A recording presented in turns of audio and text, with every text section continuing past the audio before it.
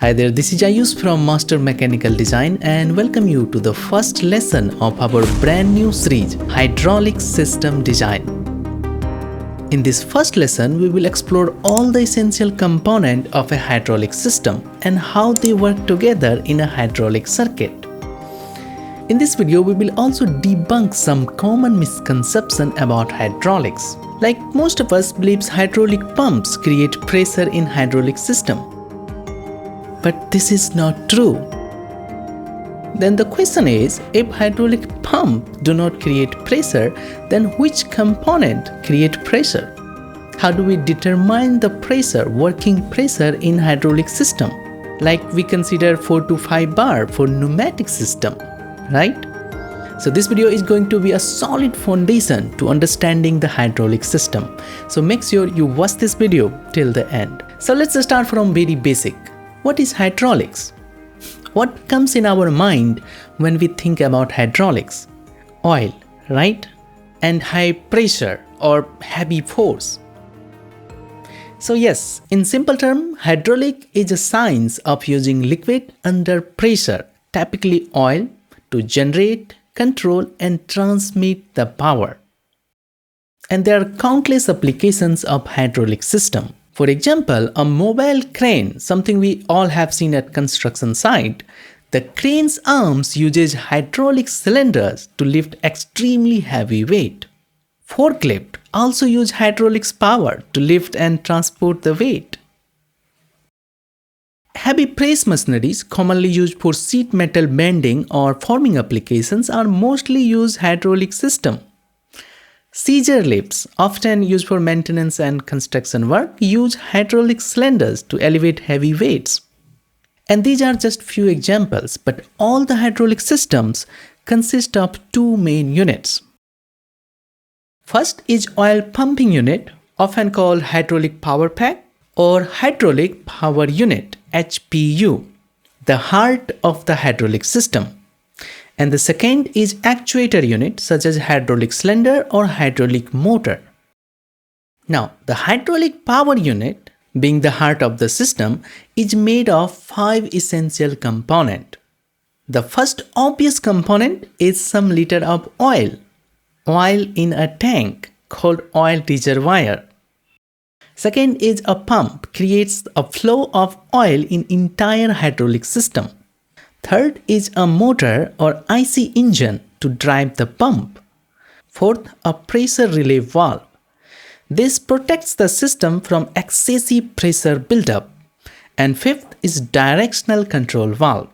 Directs the oil to control the actuator operation, like moving it back and forth.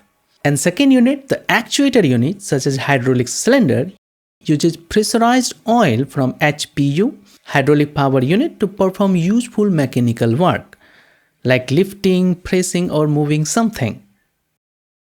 Of course, hydraulic systems have many other components, but in this video we will focus on only essential component, the component without which we cannot run a hydraulic system.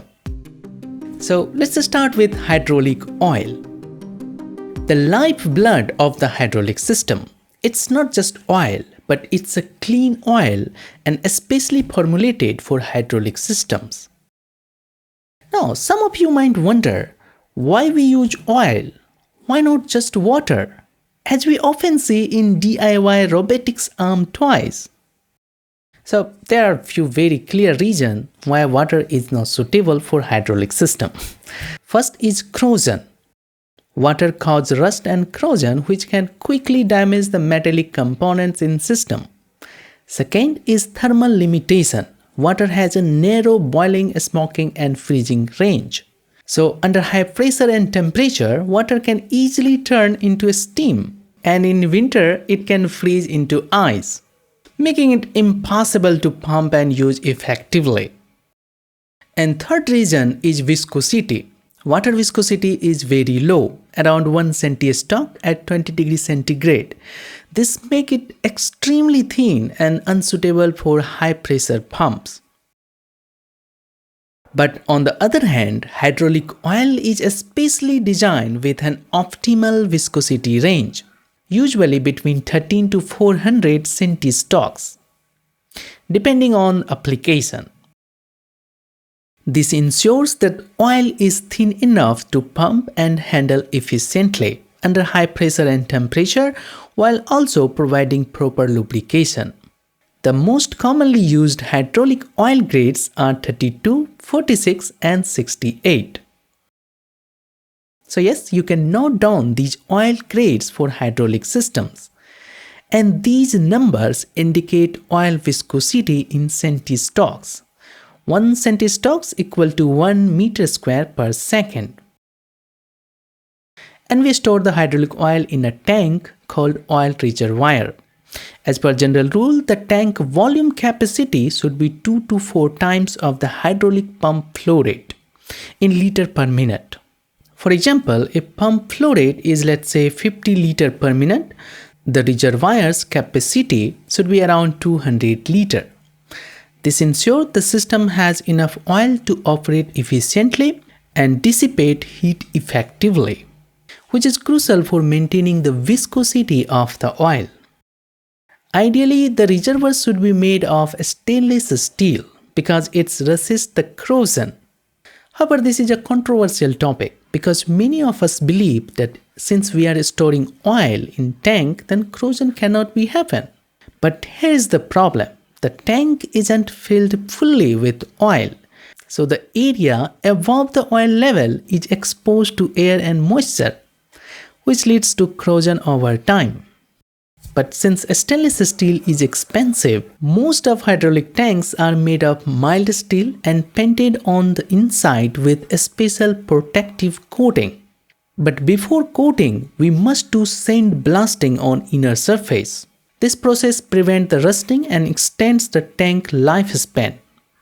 A properly designed tank should also include a filling filter to ensure the clean oil is added to the system. Also the drain and maintenance opening for easy cleaning and servicing.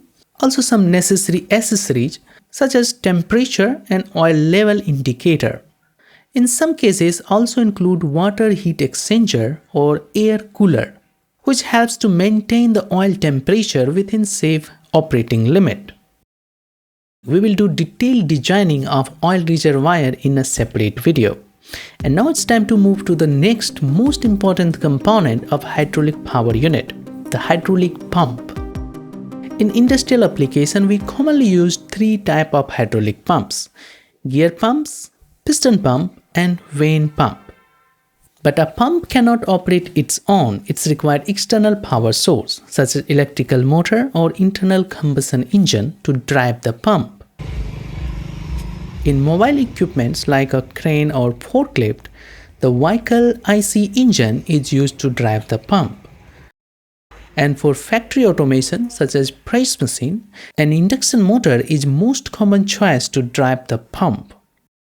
The main role of the pump is to move the oil, flow the oil in entire circuit.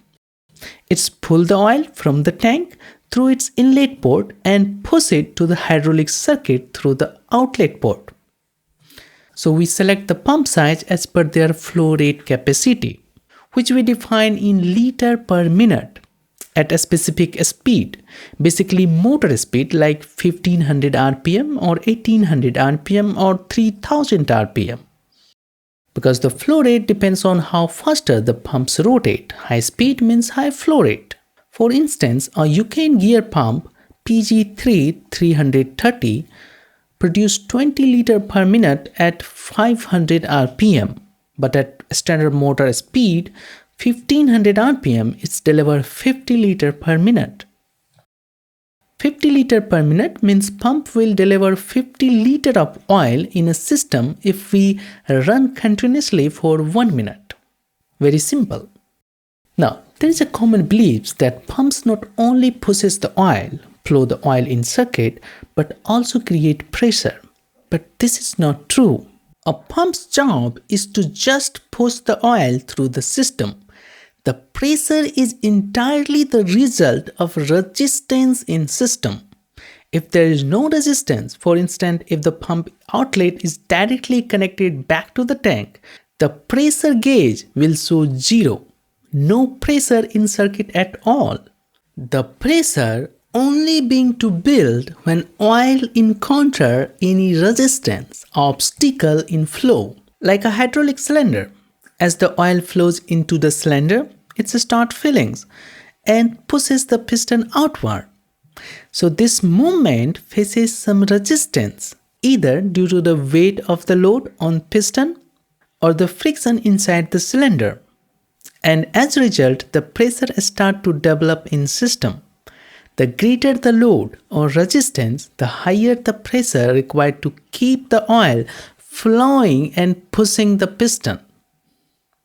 And when the hydraulic piston reaches its limit and cannot move any further, but the pumps keep feeding the oil into the system. And since we are using a positive displacement pump, all the hydraulic pumps are positive displacement pump, it forces a fixed amount of oil in every revolution of motor. And the pump doesn't allow much leakage within. It's a positive pump. Moreover, as the hydraulic oil doesn't compress like air, it leads to an immediate rise in pressure. And this pressure builds up very fast and put the pump, motor and even entire hydraulic system under extreme stress. If we don't control this pressure, it can damage the pump or the motor or even blast the hydraulic line.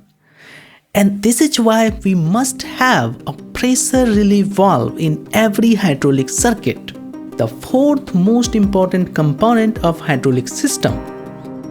It's like a safety valve for the system. When the pressure rises beyond set limit, the pressure relief valve opens and safely bleed off the excessive oil, the excessive pressure, and send it back to the tank.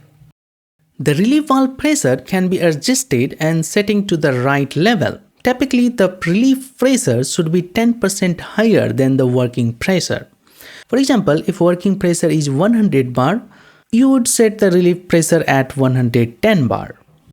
The pressure relief valve typically has an adjustment screw or knob to set the relief pressure. Now you can say that we understood that pump main job is to push the oil through the system and do not create pressure. The pressure is created by the resistance. But how do we define the working pressure in hydraulic system? Much like we do in pneumatic system like 4 to 5 bar. So in hydraulic systems, the pressure is defined by two key factors. The first is the maximum pressure the pump can handle without mechanical damage. This limit depends on the design, size and strength of the pump. For example, a UCAN PG3330 gear pump delivers a flow rate of 49.5 liter per minute at 1500 rpm. And its rated pressure is 210 bar for continuous operation. But it can handle the pressure up to 235 bar intermediately and survive short-term peaks up to 250 bar. But we should not design the system at pump rated pressure. Doing so would reduce the lifespan of the pump. A safer approach is to design the system for working pressure around 60 to 100 bar for a gear pump.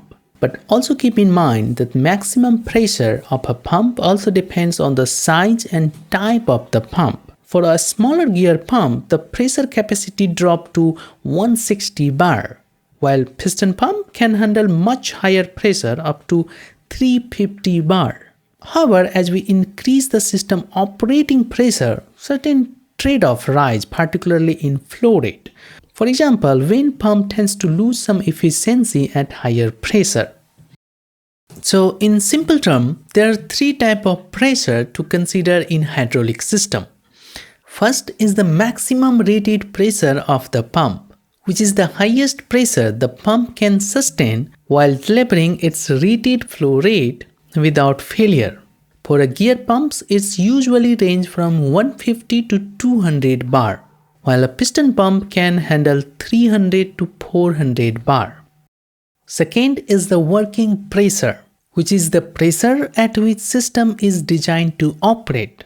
The pressure at which we calculate the bore size of the hydraulic cylinder to achieve the required force. This pressure is typically lower than the maximum rated pressure of the pump to ensure the durability of the all components. For example, the working pressure is often kept between 60 to 100 bar for most of the system. And third is relief pressure, 10% higher than the working pressure that we have already discussed. And the second deciding factor of pressure in a hydraulic system is the capacity of motor. Let's say we have installed a pump with a motor. So as the pressure increases in circuit, the motor needs to provide more torque to rotate the pump. So if the motor isn't powerful enough, it won't be able to rotate the pump, which means no matter how powerful pump is, we won't be able to achieve required pressure. So it is essential to ensure the motor has enough power to deliver the required flow rate at required pressure. For example, you can see in this graph, this is a piston pump performance graph. The flow rate remains constant because a piston pump is fixed displacement pump, but as the pressure increases, more input power is required. For instance, at working pressure 100 bar, the motor power should be around 60 to 70 kilowatt. Now, let's say you don't have access to this graph. So you don't have to worry, you actually do not need it. We can use formula to estimate the motor power, the motor specs, which we will cover in upcoming lessons. Now let's move to our fifth component in hydraulic system, the directional control valve. So there are many types of directional control valve in hydraulic system, but for operating a dual-acting hydraulic cylinder, we typically use 4x3 directional control valve. These valves are usually solenoid operated, but they can be also manually operated. In 4x3 valve, there are again different varieties, which we will discuss in upcoming lesson. For now, let's consider a 4x3 valve with center open configuration, where the pressure port P is connected to tank T when the valve is in its middle position, neutral position. And let's connect the ports directly to corresponding port of the dual acting hydraulic cylinder. Now, in the neutral position, the pressure port P is routed to the tank T. So at this middle position, the valve is not supplying oil to the cylinder, and the cylinder do not move. Now, when we activate the right side solenoid, the valve spool shifts and the pressure port P is now connected to port A of the cylinder. So the oil flow into the cylinder through the port A, and port B is routed back to the tank, cause the cylinder to extend.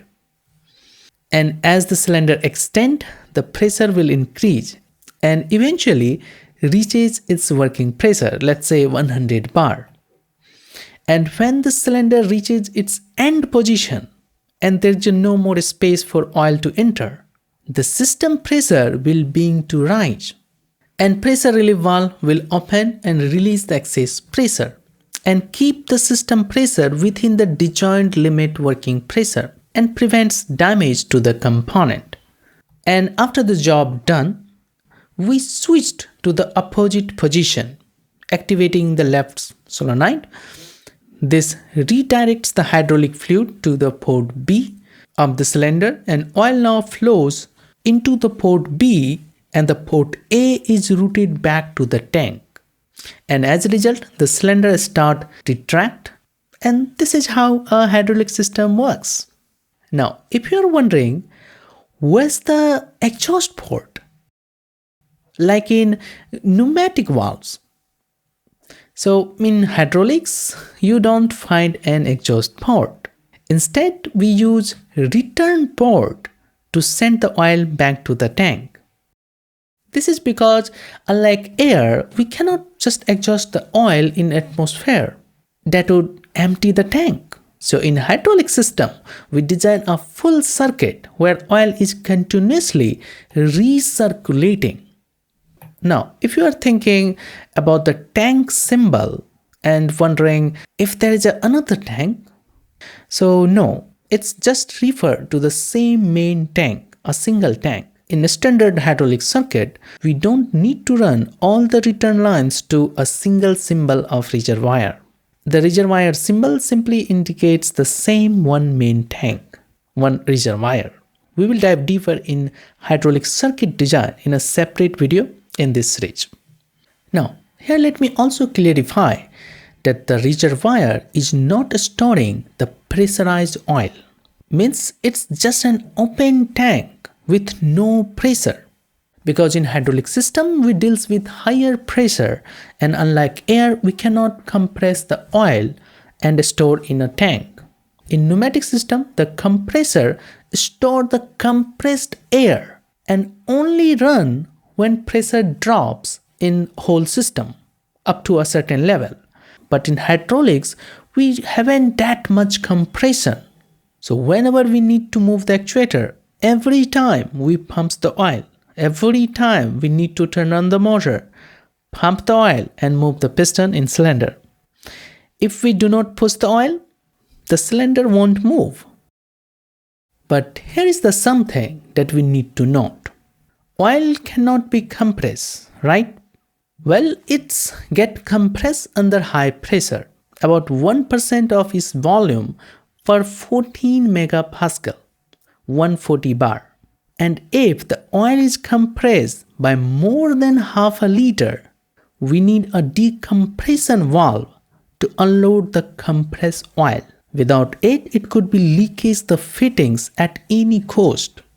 And we will cover these advanced topics in more detail in future video.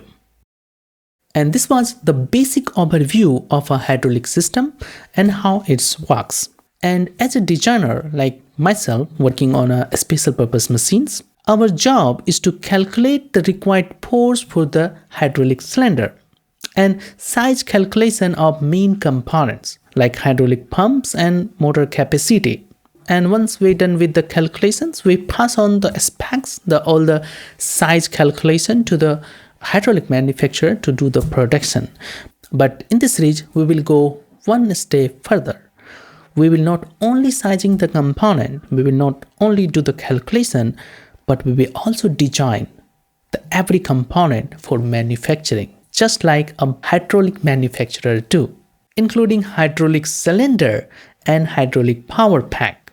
So to start, we will design a hydraulic press to transform a flat sheet into a bowl shape, like this one.